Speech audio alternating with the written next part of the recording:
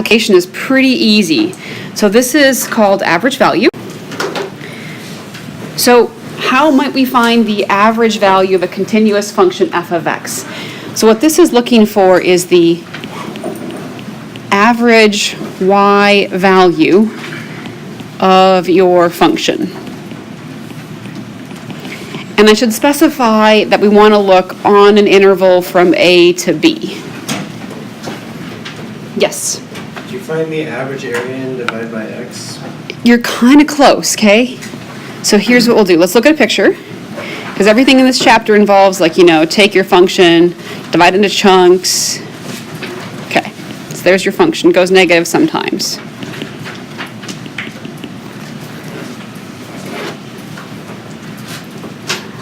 Okay, so suppose we divide this into pieces. How do you find the average in general? Like, what do you do? Add all your things up and divide by how many, right? So what I could do is divide this thing into chunks, and I could say, okay, well, I'm just going to find the y value on the first chunk, call it that. Y value on second chunk, call it that. Okay? Does that make sense?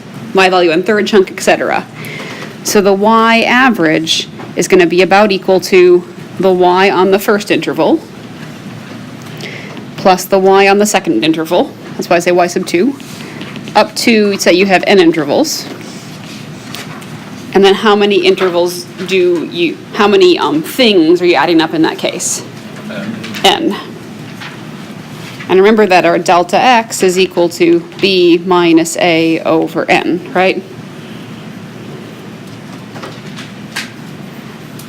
Okay. Now, couldn't I also express that as like f of x1 star, some x1 in the first interval, some x2 in the next interval, some x in the last interval?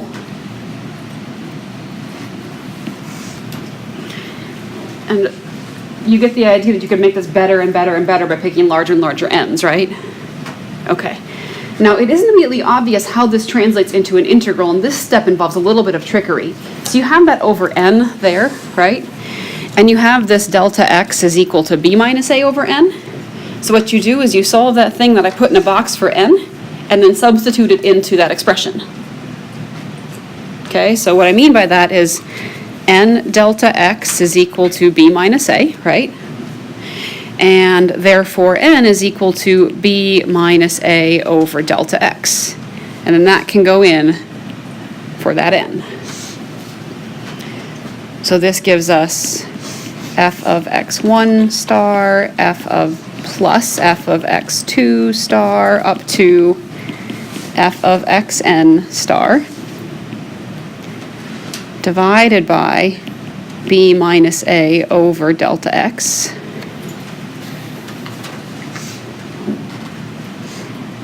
And then one thing, what happens when you have a fraction over a fraction?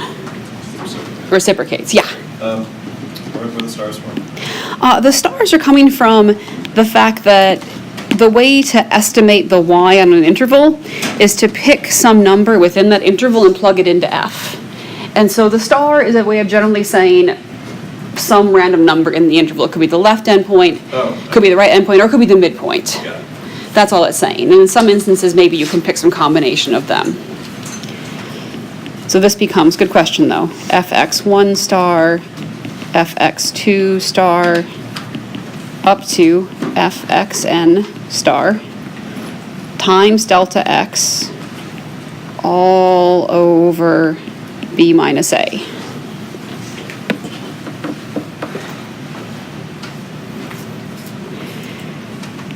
Which really is a sum, isn't it? A sum of plugging in various things. Delta x over b minus a. So what does that become when you integrate? Or how do you make this exact? Take what to infinity? The number of x's. The n sub I, n's to infinity. And then it's equal to an integral of just f of x dx. And what's the one thing that you also have? 1 over b minus a. So this thing kind of adds up all the y values. Does that idea make sense? And the 1 over b minus a does the whole dividing by how many business that you would do in an average. And this is the average value of y, so it has the same units as y does. Like if my function y describes temperature, it's the average temperature in a place. Yes, and then yes. Yeah. Same question? Okay. You guys can just like shout that one super loud. Okay, that's no problem. I won't be offended. Is that supposed to be a definite interval? Yes, I'm so sorry. This should go from A to B. You add up the values of y on the interval that you're looking at. Thanks. That's great. So after work, this is an application that's nice because it's not nearly as hard, I think. Okay. So this is the average value of a function f of x. F_av is 1 over b minus a, integral a to b, f of x dx. Okay, so find the average value of the following functions on the given intervals.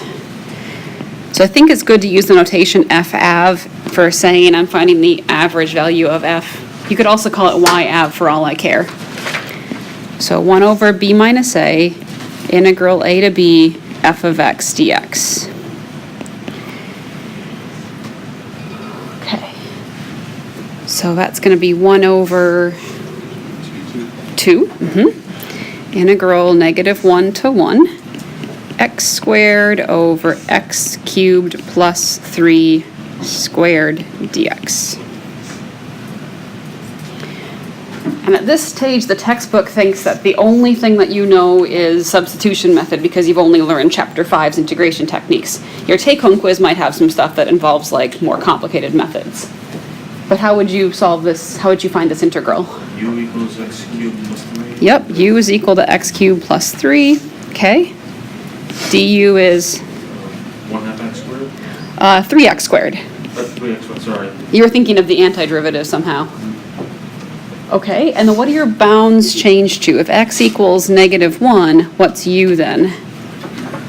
2. And if x is equal to 1, u is equal to 4. Have I convinced you all that changing the bounds is better yet, or are you still skeptical? Skeptical. Still skeptical? Okay, so 1/2 integral 2 to 4. What other coefficient am I going to have? 3. 1/3. Do you agree with that? Du is 3x. But you only have x squared dx. Right? So you replace x squared dx is 1/3 du. Okay? Okay, that becomes 1 du over, I think this is now just u to the second. Okay. So 1/6 integral 2 to 4 u to the minus 2 du.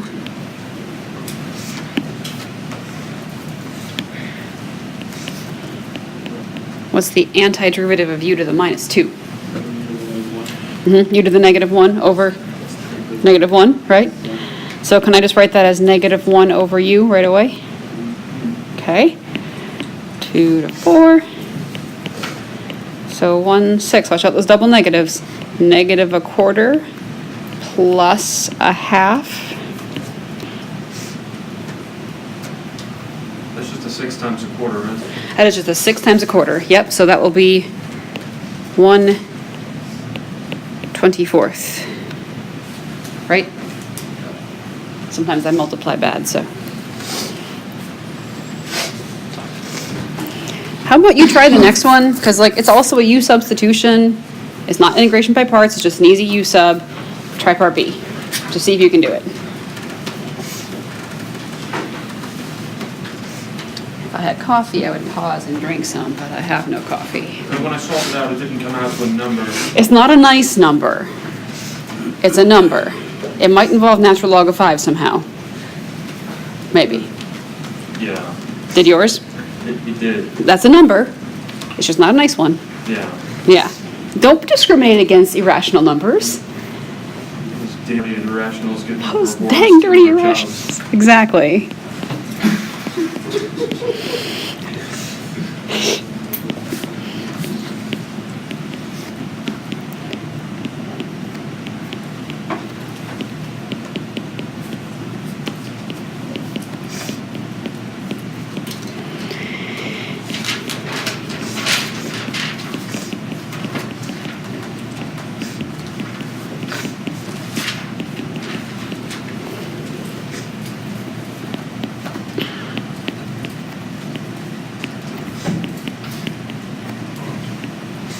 Yeah, that's comprehensive. It does simplify down quite nicely, doesn't it? Did you guys get like the integral of like w or some other variable? Ish, right? Why do you have to use u? I can't do u subs when you got u. I gotta do w subs. And then you have to think about Arthur. Sorry, guys. 0 to ln 5. So I think you end up with 1/8 natural log of 5, the whole thing squared. Can you write that as natural log squared of 5? You know, some people do that, and I will totally not care if you do that. Like, that's fine. I don't think it's as common as using that notation for like sine and cosine and tangent and stuff like that. I don't know if WebAssign will take it. Do you guys know? Have you ever tried? I just don't know. I'll know what you mean. It'll be fine. Can you simplify that? No. What you're probably trying to ask is ln of 5 squared equal to 2 natural log of 5, right? Yeah. The answer is no. Okay, and it's okay, but here's why. ln of 5 squared, that's 2 natural log of 5. Oh, okay. Okay, so there's a subtle difference there, which is why those parentheses are actually quite important. So. And you can verify that for yourself by, it's actually, the easier way to verify that is using Yeah, a number you like, just put 5 to the 1/8 then? oh, you could also do, sure, if you want to do ln squared of 5 to the 1/8 power, that's also not wrong. Yes, go ahead and mess with your ln's as much as you want. Yes. Okay. If you wanted to check that this is not true, you could do ln of e. What's ln of e squared? ln of e is 1. 1 squared is 1. What is ln of e squared? 2. Do you see how moving where that squared is actually changes the result? So, okay. All right. So it's a bit of a backwards puzzle, but the average value of a continuous function on the interval from 3 to 7 is 12. What is the value of the integral? So to make sure I don't get this backwards, I have to kind of say, okay, f_av equals 1 over b minus a, integral a to b, f of x dx. By the way, you do have to memorize the like formulas for doing stuff, like for your tests, so you might as well write them down every time you do a problem, because then you're going to remember them. Every single time. Every single time. Or just at least say them yourself. So what goes in for a and b in this case? 7 and 3, yep. And do we know what f_av is? Yeah. So you have 12 equals 1 over 7 minus 3, integral 3 to 7, f of x dx. So that's 12 is equal to 1/4, integral from 3 to 7, f of x dx. Great, just multiply both sides by 4 and you got your answer, right? Exactly. Thus, the integral from 3 to 7 of f of x dx is equal to 48, right? What do you think the most common wrong answer is? 3. 3, because people plug in that 12 for like this part. Does that make sense? They don't think through the problem carefully enough. So, if you think through it correctly, just write down some of your steps. It's really easy to see why it's got to be 48.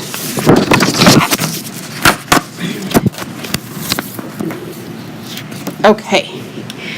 So, you learned you were allegedly learned. You learned something called the mean value theorem in Calc 1, right? And, oh gosh, on the spot, that told you that the derivative was equal to the slope of the secant line, assuming that f is continuous and differentiable. That's kind of what that said in Calc 1, which I know was a while ago, and that was a very specific topic. The mean value theorem for integrals is actually like a lot easier. So all it says is that if you have your average value and your function is continuous, that's the only requirement, somewhere your function has to equal that average value. There's no way that doesn't make sense. Yeah, I mean, I think there's kind of no way that doesn't make sense. You have this average value, and as long as your function is continuous, so for example, here's a picture. I have some function, say it's y equals x squared, in some interval, and say we think that this is the average y value. It's just saying where in that interval are you equal to that average value. So for example, on problems that have applications, we could look at a problem that tells us the population of a certain place over a given time. We find the average size of that population. We figure out when we were equal to that average. That's all it's saying. It's really quite easy, but the only requirement is that your function does have to be continuous. If it's not continuous, you can't apply this. The only reason that would matter in a population is that the population actually fluctuates instead of just continuously going up. I think it still matters. I mean, it depends on your context. I can't think of one on the fly, but I think knowing when you were equal to your average population might have some information. Okay, so let f of x equals 1 over x. So first find the average value. So I just made a big deal about that function being continuous and gave you a function that has a discontinuity. Is this function continuous? Yeah. No, but on the interval it's okay, right? So we can still do it. So you can say f is continuous on 1, 3. So good to go. Yeah, with derivatives, it wouldn't matter. It's not continuous. You can't do it. Yep. So f av is 1 over b minus a integral a to b f of x dx.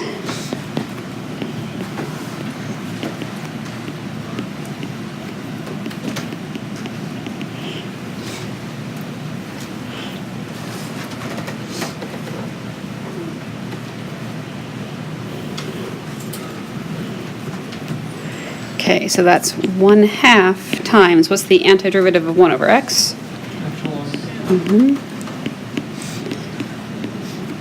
So what's that? 1/2 natural log of 3 minus natural log of 1. And what's natural log of 1? 0. So that's your average value. I don't know what it is approximately. So that'd also be the same as natural log square root 3?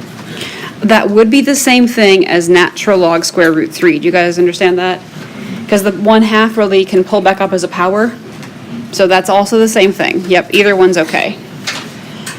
Because maybe that's the one that WebAssign will accept. No, WebAssign will take things that are equivalent. It definitely does. Okay. The only instance I found WebAssign not taking stuff was equivalent when it actually was truncating your decimals too soon or using mixed numbers. I have never, ever, ever, and I have answered hundreds of WebAssign questions, people thinking that they were right when WebAssign was wrong. The only times WebAssign has been wrong have been those two instances, and it's not really even wrong, it's just how they define their program. So WebAssign will take both of these answers. It's actually gotten a lot more robust than when we first were using it 10 years ago. It's much, much better. Okay, find a c such that the average value equals the function at c. So all you do here, what is your average value? Plug it in. It is 1/2 natural log of 3 equal to, what does f of c mean? Yeah, f of x with, instead of x, you just plugged in c. So when does your average value equal your function? Should you cross multiply? You could cross multiply, yep. So I think that's going to be c natural log of 3 equals 2, right? And so c is equal to 2 over natural log of 3.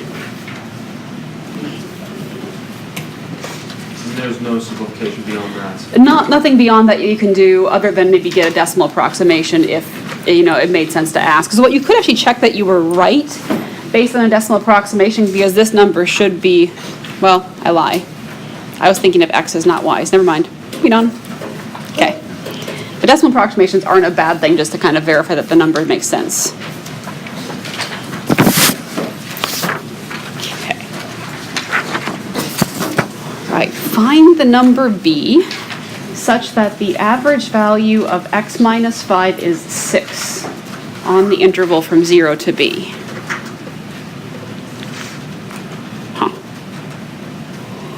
What do you think? So you have f av equals 1 over b minus a integral a to b f of x dx, right? What do you know? You know f of x. You know f of x is x minus 5. Do you know f av? Yes. Yeah, what is it? 6? That's okay. The 5 is awfully close to the 6. Okay, how about 1 over b minus a? Do you know b?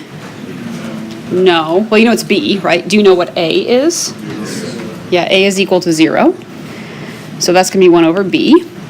Integral 0 to b, x minus 5.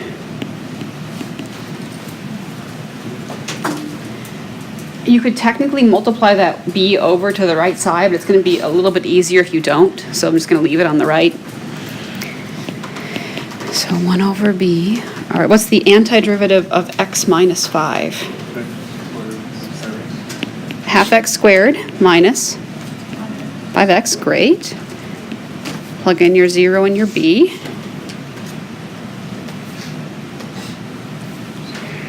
Okay, so 6 will equal 1 over b times half b squared minus 5b. Plugging in 0 just gives us 0, right? So you see how now that 1 over b is going to cancel some stuff? So you have 6 equals half b minus 5.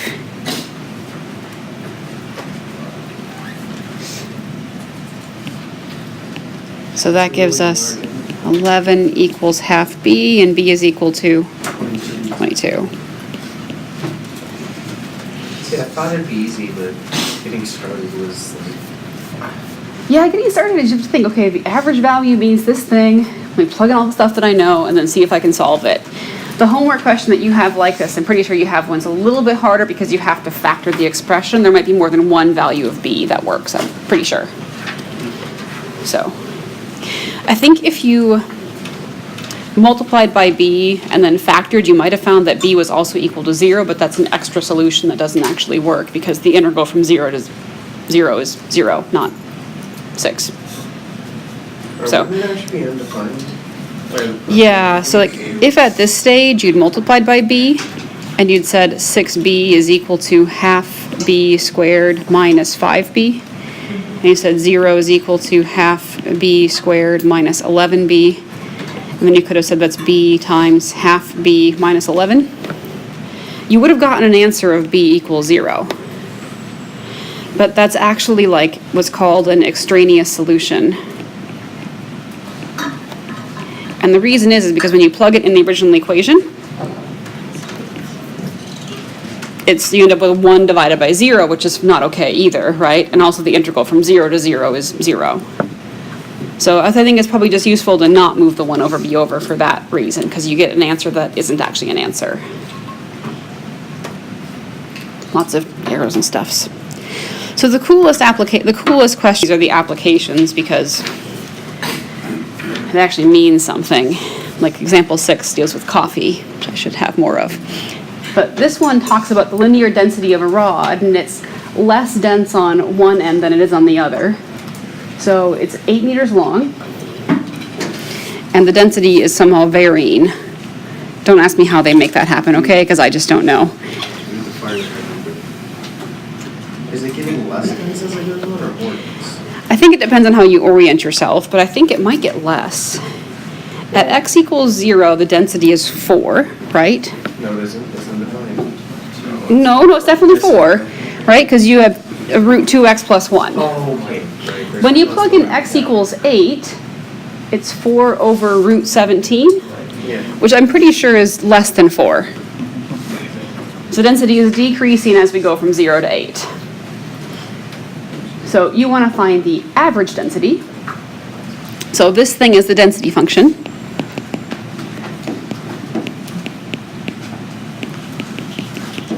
We'll just call it d. We're going to find dAv.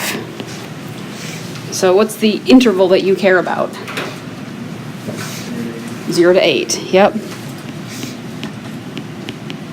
Well, because after that you ran out of rod. Exactly, but that's the point. That's the context.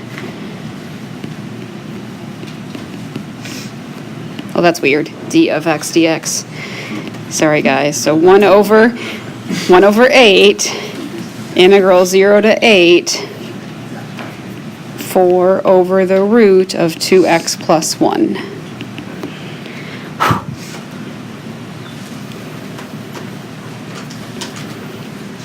Do you want me to do a u sub, or should we try to do it without a u sub? Let's try it without, and then if you want to check it with a U sub, you can, okay? So 0 to 8, can I pull that 4 out? Yeah, so 4 over 8. And I have 2x plus 1 to the negative 1/2. So 1/2. So think backwards. What's the antiderivative of something to the negative 1/2? Something to the power of 1/2, and then times a coefficient of 2. And then how do you compensate for the fact that there was a 2x plus 1 in there? Multiply by 1/2. And you can think to yourself, okay, well, yeah, if I did u equals 2x plus 1, then du would be 2 dx, and I'd have half du equals dx. That's where I'd get the half from in the u substitution way. So why'd we even bother with the coefficient if it just cancels out? Well, it cancels out because of the specifics of the problem. That's not going to be true in general, No. right? I mean, you still have to have it there. And this is evaluated from 0 to 8. So I think we have 1/2 times, no problem. What do you get when you plug in 8? 17 square rooted. What do you get when you plug in 0? What is the square root of 1? 1. I definitely would dock a point on your test if you didn't say square root of 1 is 1, guys. Come on. Within it plus minus 1. It is definitely, no, it's not plus minus 1. That's hold on one second, let me put now, if you have a physical situation, I also want you to give me units. So this is an average of the function you were given. So it has the same units as the function you were given. So what were the function's units? Okay, so the question was, is root 1 plus or minus 1, right?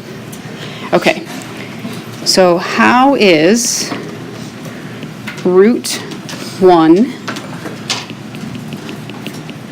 different from x squared equals 1?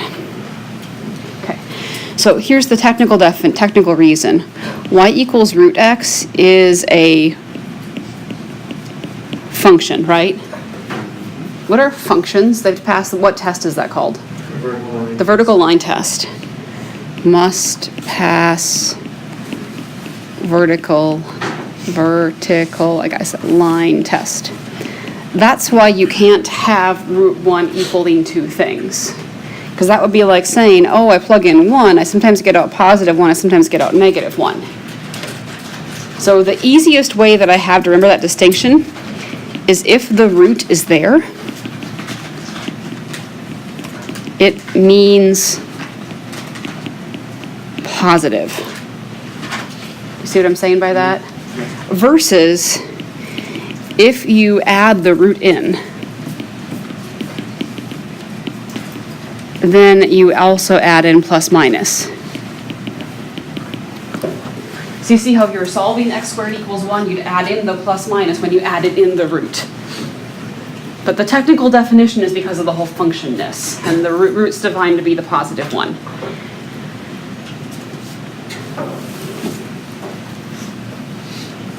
Okay. Cup of coffee. All right, so a cup of coffee, and it has temperature 95 degrees Celsius. Is that hot? That's super hot, I think, right? 100 is boiling? That's almost boiling, yeah. Yeah, exactly. Okay, so take 30 minutes to cool to 61 degrees Celsius in a room with temperature of 20 degrees Celsius. So how quickly it cools depends on how hot the coffee is and what the temperature of the room is. But 20 Celsius is room temperature room, right? Yeah, and 30 degrees is like 90. Yeah. My Russian book had 30 is hot, 20 is nice, 10 is cold, and 0 is ice. These are cute little rhyme. Okay. No, they did that in English to help us know to convert into Celsius. Yeah, that's silly. Okay, so you use Newton's law of cooling which is a differential equation, to prove that this is the temperature of the coffee after T minutes. So it has the whole fact that it was 95 to start with, and the room temperature all built into the equation. How did you make your coffee that hot? Well, when I make my coffee, I definitely boil the water and then pour up the coffee. So we want to find the average temperature of the coffee during the first half an hour. And be careful. Okay, hey guys, shh. Do you go 0 to a half? You go 0 to 30. Yep, so watch out for the units. This equation has the units built into it already. So you want to care about the average temperature of your coffee during the first half an hour, looking for the average value of the coffee's temperature on 0 to 30. So same idea, it's just this TAV function. Where would be 0 to 30, isn't it a difference of 34? No, the 30 is 30 minutes. 30 minutes. Oh, sorry. During the first half an hour. Time step. Yeah, okay. So 1 over b minus a, integral a to b, t of little t dt. So that's 1 over 30, integral 0 to 30, 20 plus 75, e to the negative 0.02 t dt. You're going to need a calculator to approximate your final answer, but I still want to see your steps and I want to see your antiderivative. Okay, so what's the antiderivative of 20? 20, in this case t, but yes. Tank squared? Say that again? We antidifferentiated 20. I'm sorry, Yeah. How about the antiderivative of 75 e to the stuff? 75 e to the stuff. Divided by the stuff? Almost. Divided by the negative 0.02, that part of the stuff. From 0 to 30. Okay, so that's 1/30th times what, 600 minus what comes out to be 3,750 e to the negative 0.6 minus, when you plug in 0, is the second expression 0? No, yeah, because e to the 0 is 1. So it's minus 0 plus, nope, not 0 plus, 0 minus. Plugging 0 into that will give us 3,750. It's like on your take-home quiz, like do the work to tell us what 75 divided by negative 0.02 is, and it's not that hard. So that gives you approximately 76.4 degrees Celsius. Yeah, because So could you theoretically think, does that make sense? It went from 95 to 61, right? In 30 minutes, so the average temperature should be someplace in between 95 and 61, right? Okay. Could you imagine how you might figure out when that average temperature was attained? Like you could set this thing equal to the function to figure out when you hit your average temperature? Yeah. is there a calculation for when this coffee is actually drinkable? I don't know what the drinkable temperature is in Well, it's like 125 Fahrenheit, so. So convert that to Celsius and then. You got it. You just Google it. Yep. Okay. All right. In a certain city, the temperature in Fahrenheit T hours after 8 a.m. is modeled by this function. Find the average temperature between 8 a.m. and noon.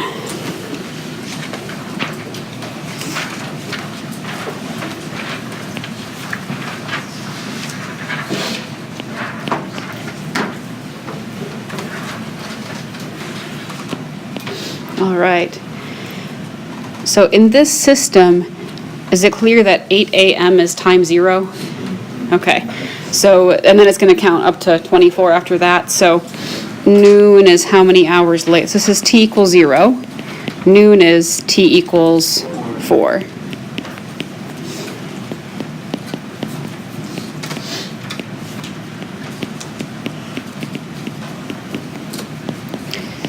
So 1/4 integral 0 to 4, 30 plus 15 sine of pi t over 4.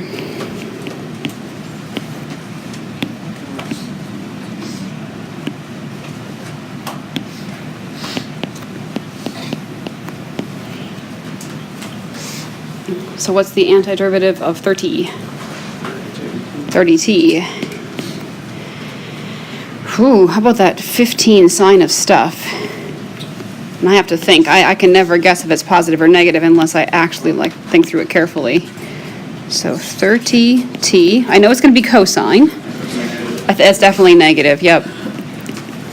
Okay, pi t over 4. How do you compensate for the whole pi t over 4? Multiply by 4 over pi. So you have 1/4 30t minus 60 over pi cosine pi t over 4. And I want you to get me a completely simplified answer before you plug it into a calculator.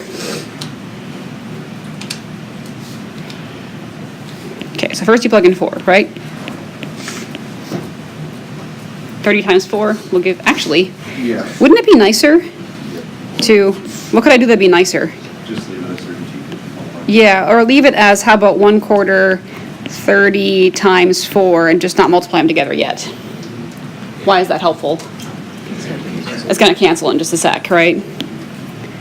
Okay, so 1/4 30 times 4 minus 60 over pi cosine of, what do you get when you plug in 4? Cosine of pi. Minus 1/4 times 0 minus 60 over pi cosine of 0. Watch out, because cosine 0 is not 1, right? Okay. So that, Cosine 0 is 1. Yeah. say that one more time. Cosine 0 is 1. Cosine, Well, did I? Cosine of 0 isn't 1. but it Oh, is- I meant, yeah, I meant to say isn't 0, it's 1, yeah, Oh. okay, yeah. Cosine of 0 is definitely 1, still. Pi is -1. Yep, cosine of pi is -1. So I have 1/4 times 30 times 4. Why don't we cancel that out by? I'm just give me a second, okay? I'm just slow. You can cancel if you want to, I'm just not going to. 60 over pi, and I think I'm gonna have plus another 60 over pi. Do you guys agree? I was just waiting until I had a nice thing that I could easily divide by 4 because arithmetic is not my thing, guys. 120 over pi. Now send your 1/4 through and you get what plus what? 30 plus how much over pi? 30. And what's that measured in? Celsius or Fahrenheit? Fahrenheit. It's approximately equal to, now you can give me an estimate, it's about 39.55. Which should make sense because pi is about 3, right? Really roughly, so it's about 30 plus 10. That's a cold temperature, well, that's like Fairbanks in the fall. Okay. Last one. What am I gonna do with you for the rest of class? The velocity graph of an accelerating car is shown. Use the midpoint rule to estimate the average velocity during the first 12 seconds. That's kilometers per hour. At what time was the instantaneous velocity equal to the average velocity? Ooga. Okay. Well, that's just one of these C equals to F average. Well, is it going to be easier to change this into something involving seconds or this into something involving hours? Probably the first one. The first one's a two-dimensional thing. I think it's either change seconds into hours. Just change the seconds. So seconds into hours. Can you write them as fractional equivalents? That's what I was thinking we're going to do. We're miss fractions. Okay, so I just have to do the whole dimensional analysis thing. So first change it into minutes. So how many seconds per minute? 60 seconds. I don't know why I put 60 minutes per 1 minute. So now we're in minutes, and then how do you make it into hours? 60. Yeah, 1 second, 1 hour is 60. And I just wrote whore instead of hour. Oh my God.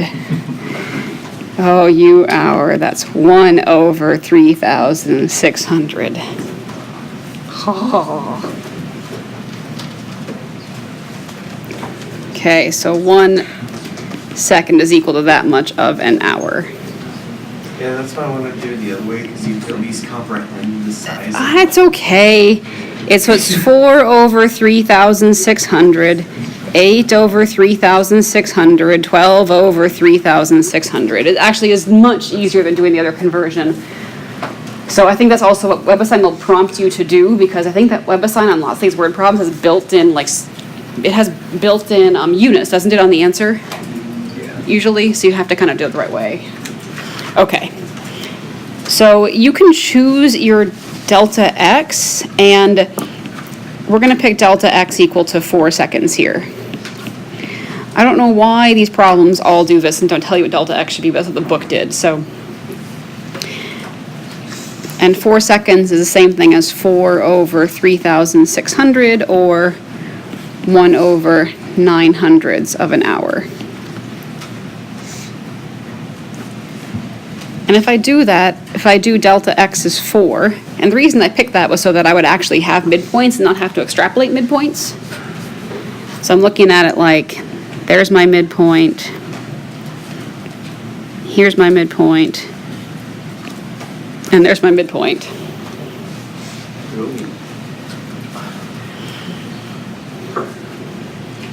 Okay.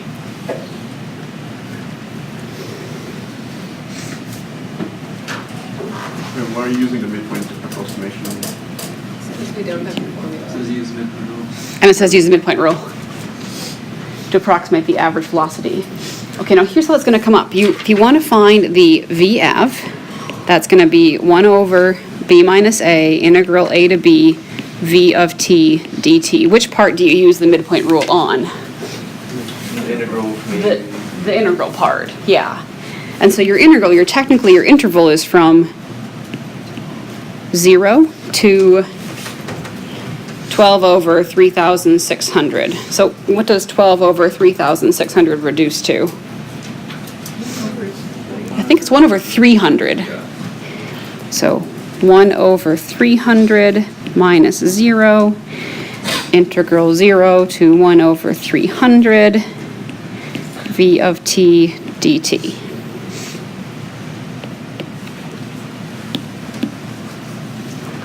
Okay, need that picture still.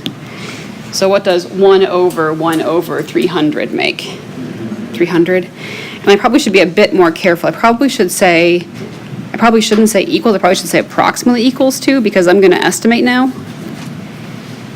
So that's 300 times, yeah, midpoint with midpoint with 3 pieces.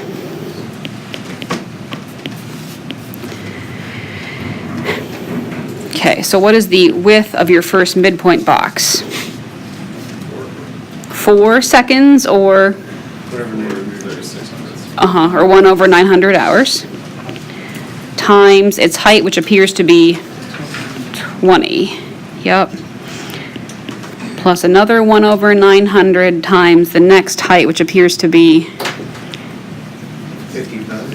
I think it's 50. Oh, yeah, that makes more sense. And then lastly, 1 over 900, and that last height appears right there. I think it's 65. Do you guys agree? Can I take out that 1 over 900? Make that into a third, because it becomes 300 over 900. 20 plus 50 plus 65. I think that's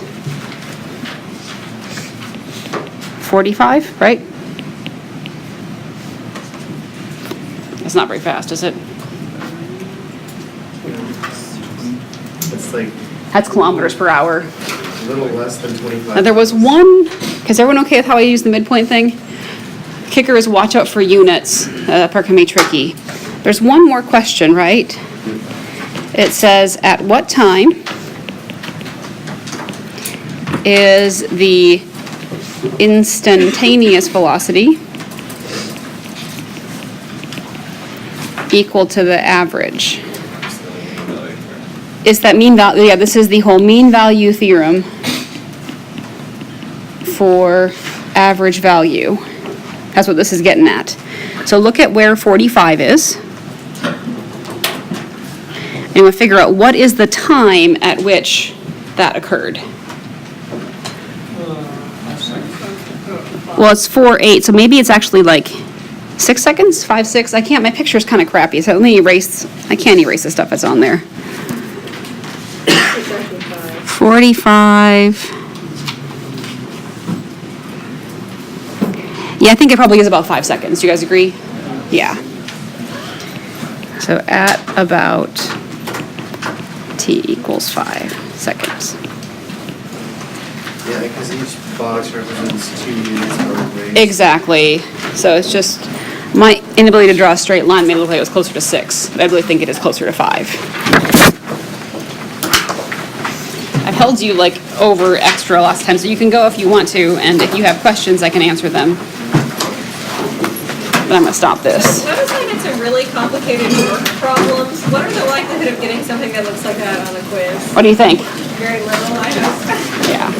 The quiz question, like I said in class, will be either a elevator type thing, like pulling up a bucket of coal, ropey thing, or a problem with Hooke's law in the springs. But not a complicated Hooke's law spring, a pretty straightforward Hooke's law spring. Isn't a big deal, you have to be able to finish it in 30 minutes. Say that again? Hold on 1 second. 6-5-